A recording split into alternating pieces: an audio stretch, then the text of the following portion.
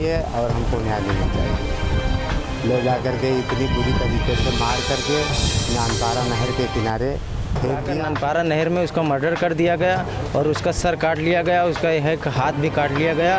और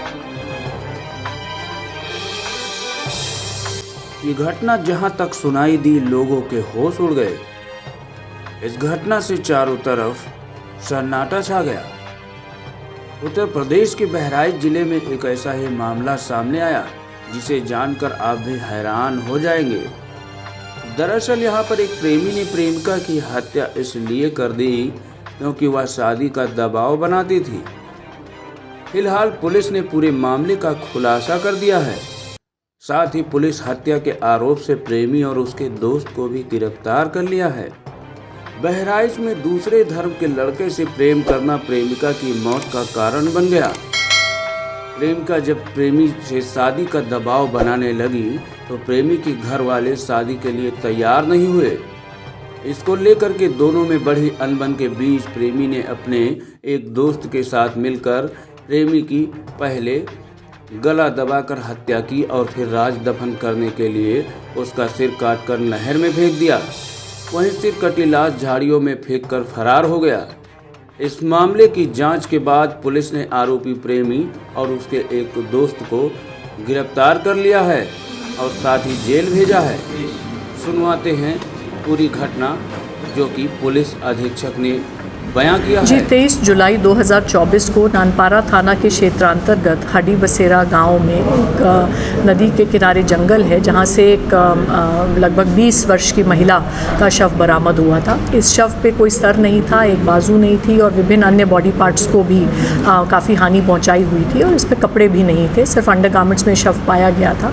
तो इसका तत्काल संज्ञान लेते हुए मौके का निरीक्षण किया गया था। हमारी फोरेंसिक टीम द्वारा आवश्यक एविडेंसेस कलेक्ट किए गए थे और पोस्टमार्टम की रिपोर्ट आने के उपरांत पुलिस द्वारा इसमें मुकदमा पंजीकृत कर इस पर शिनाख्त करके आरोपी की खोज करने का प्रयास किया जा रहा था। एसपी ग्रामीण महोदय और प्रशिक्षु क्षेत्राधिकारी महोदया हर्षिता तिवारी के नेतृत्व में थाना नानपारा की टीम और एसओजी सर्वेलेंस की टीम द्वारा सफलतापूर्वक आज इस घटना का खुलासा किया गया है। और ये बात संज्ञान में आई है कि जो पीड़िता है ये मुस्लिम समुदाय की थी और इनका एक हिंदू समुदाय के लड़के के साथ प्रेम संबंध था, जिसको लेकर दोनों परिवारों में काफ़ी तनाव था और इनको संबंध खत्म करने के लिए हिदायत दी गई थी। इसके पश्चात भी इनके द्वारा ये संबंध जारी रखा गया था और हाल ही में लड़की चाह रही थी कि इन दोनों की शादी हो जाए और इसी के फलस्वरूप लड़के द्वारा ये योजना बनाई गई और अपने एक साथी का सहयोग लेकर लड़की को बहला फुसलाकर एक सुनसान स्थान पर बुलाया गया। दोनों मोटरसाइकिल पर बिठा के इसको घटनास्थल की ओर ले गए।